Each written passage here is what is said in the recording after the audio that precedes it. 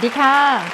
กลับมาพบกับ Ideal Group Channel ของเราเหมือนเดิมนะคะพี่อ้อยเองค่ะห่างหายไปก็หลายคลิปอยู่เพราะว่าติดภารกิจในชีวิตประจำวันนะคะแล้วก็เรื่องงานด้วยทีนี้วันนี้ขอมาโซโล่เดี่ยวนะคะเพราะว่ามีคำถามมาจากท่านผู้ชมลูกค้าที่ได้รับชมจากคลิปของเราแล้วก็ต้องการสอบถามข้อมูลเพิ่มเติมตัวอย่างเช่นถ้าสมมติว่ามีหลายๆปาร์ตี้ในการติดต่อเพื่อนำเข้าสินค้า1ชุดเนี่ยเราจะดีแคลร์ยังไง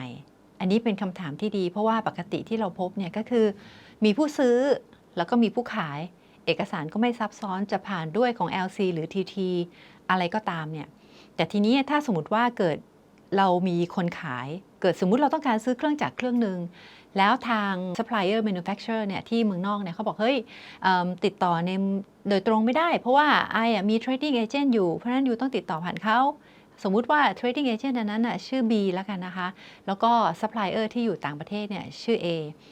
ทีนี้ตอนนี้เรามี3ปาร์ตี้ละเราจะทำยังไงในเอกสารเพื่อให้ถูกต้องตามหลักของสรรพากรแล้วก็ศุลกากรค่ะวันนี้เรามาชมกันนะคะข้อที่1ก็คือว่าก่อนนี้เราพูดถึง3ปาร์ตี้ก่อนนะคะสมมุติว่าเราเป็นผู้ซื้อเราซื้อจาก trading agent ที่อยู่ในไทยนะคะแล้วก็เราก็จะมีตัว manufacturer ที่อยู่ทางเมืองนอกเอกสารง่ายๆเลยค่ะอันนี้ไม่ซับซ้อนก็คือว่าเราก็ declare ในตัว BL ก่อนเราเน้นถึงต้อง bill of lading ก่อนนะคะหรือ airway bill เนี่ย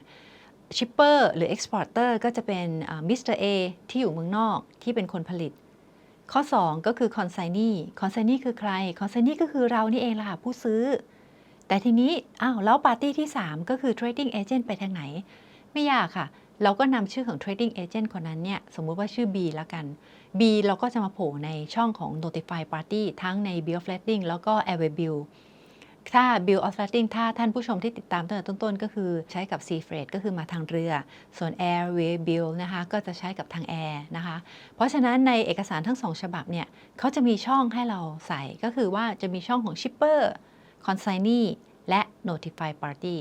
notify party นี่แหละค่ะที่เราจะเอาชื่อของ trading agent Mr. B เนี่ยเข้ามาใส่ในช่องนั้นเพื่ออะไรคะเพราะว่าในการชำระเงินหรือเอกสารศุลกากรใดๆก็ตามเนี่ยทุกๆคนที่มีส่วนเกี่ยวข้องกับชิปนั้นจำเป็นที่จะต้องนำมาแสดงในเอกสารทั้งหมดเพื่อที่ว่าหากมีเหตุการณ์อะไรเกิดขึ้นไม่ว่าจะเป็นเรื่องของความเสียหายอะไรเราสามารถจะติดตามข้อเชื่อมโยงของทั้ง3ปาร์ตี้เนี่ยเพื่อหาข้อสรุปได้และแก้ปัญหาได้อย่างรวดเร็วค่ะทีนี้เราผ่านของ3ปาร์ตี้ไปเรียบร้อยแล้วนะคะมีคำถามมาจากท่านผู้ชมอีกเหมือนกันในกรณีของเขาพบทั้งหมด4ปาร์ตี้ก็คือมีผู้ขายในไทยขายของให้เขาแต่ของตัวนี้เนี่ยเราต้องไปเอาที่ฟรีโซนคืออะไรในคลิปที่แล้วเนี่ยนะคะก็สามารถไปดูคลิปของน้องนัทได้เลยค่ะที่กล่าวถึงฟรีโซนประเภทต่างๆฟรีโซนก็คือจะอยู่ในเมืองไทยนี่แหละค่ะจะอยู่โซนสุวรรณภูมิหรือทางท่าเรืออะไรเนี่ยลองศึกษาดูได้ฟรีโซนเนี่ยก็คือเสมือนหนึ่งเราซื้อจากต่างประเทศนะคะเพียงแต่ว่าแทนที่เราจะจัดรถไปรับที่ท่าเรือหรือสุวรรณภูมิเราจัดรถไปรับที่ตรงเขตของฟรีโซนในประเทศไทยนี่แหละค่ะได้เลยซึ่งเดี๋ยวพี่จะอธิบายเข้าไปในเอกสารที่พี่จะเขียนให้ฟังนะคะจะได้ไม่งงกันค่ะไปค่ะปิ้งกลับมาค่ะพบกับกระดานให้ความรู้ของเรานะคะอันนี้พี่แอพพลายเอานะคะตะกี้ที่เราพูดถึงเรื่องของฟรีโซนที่เราเปรียบเหมือนกับเราซื้อจากต่างประเทศคืออย่างนี้ค่ะฟรีโซนก็คือสินค้าใดๆก็ตามที่เข้ามาในเขตฟรีโซนของศุลกากรแล้วเนี่ยจะไม่ต้องเสียภาษีแล้วเมื่อมีการขายเนี่ยก็คือสามารถขายให้ในประเทศได้เลยนะคะเนื่องจากว่าที่ยกตัวอย่างของฟรีโซนเนี่ยเพราะมีคำถามจากลูกค้ามาที่เขาต้องการซื้อของที่มาจากในฟรีโซนพี่จะอธิบายไปพร้อมๆกันสำหรับในเคสเนี้ยจะมี4ปาร์ตี้ก็คือว่าปาร์ตี้ที่1จะเป็นมิสเตอร์ซีขายของให้กับเราก็คือมิสเตอร์ดีInvoice ก็จะออกโดยมิสเตอร์ซีไปหามิสเตอร์ดีแต่สินค้าเนี่ยมันอยู่ในฟรีโซนซึ่งฟรีโซนตรงนี้เนี่ยจะเป็นมิสเตอร์บีเนี่ยเปรียบเสมือนกับเป็นตัวลูกค้าของมิสเตอร์เอคือใครมิสเตอร์เอก็คือคนที่ผู้ผลิตที่ส่งสินค้ามาให้มิสเตอร์บีเนี่ยอาจจะเป็น trading agent หรืออาจจะเป็น consignee ของเขาก็ได้ก็คือผู้ซื้อสินค้าของมิสเตอร์เอโอเคแล้วนั้นเราจบประเด็นตรงนั้นนะคะทีนี้ในส่วนของมิสเตอร์เอในการที่จะปล่อยออกจากคลังสินค้าเนี่ยไปให้กับมิสเตอร์ดีก็คือเราผู้ซื้อทำยังไงก็คือว่ามิสเตอร์บีจะทำมีหนังสือโอนสิทธิ์สินค้าตัวนี้ ให้กับทางมิสเตอร์ดีก็คือเราที่เราเป็นผู้ซื้อตัวจริงที่ปลายทางแต่ invoice ที่ใช้ไม่ได้ออกจากมิสเตอร์บีนะคะ invoice จะออกมาจากทางผู้ขายของเราก็คือมิสเตอร์ซีอย่างเช่น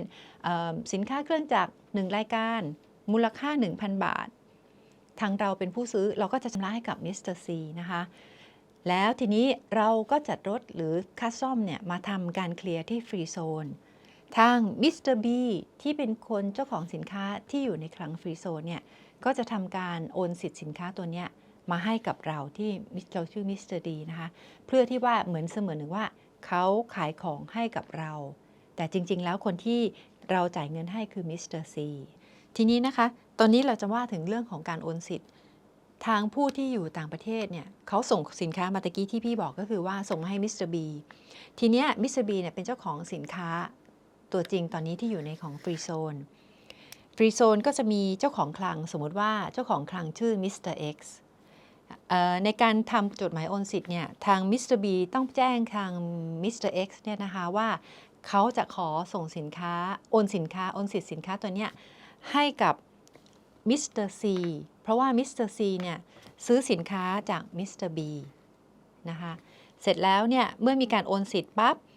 ทางมิสเตอร์ซีซึ่งเป็นคนออกอินไวซ์ให้กับเราที่เราเป็นมิสเตอร์ดีเนี่ย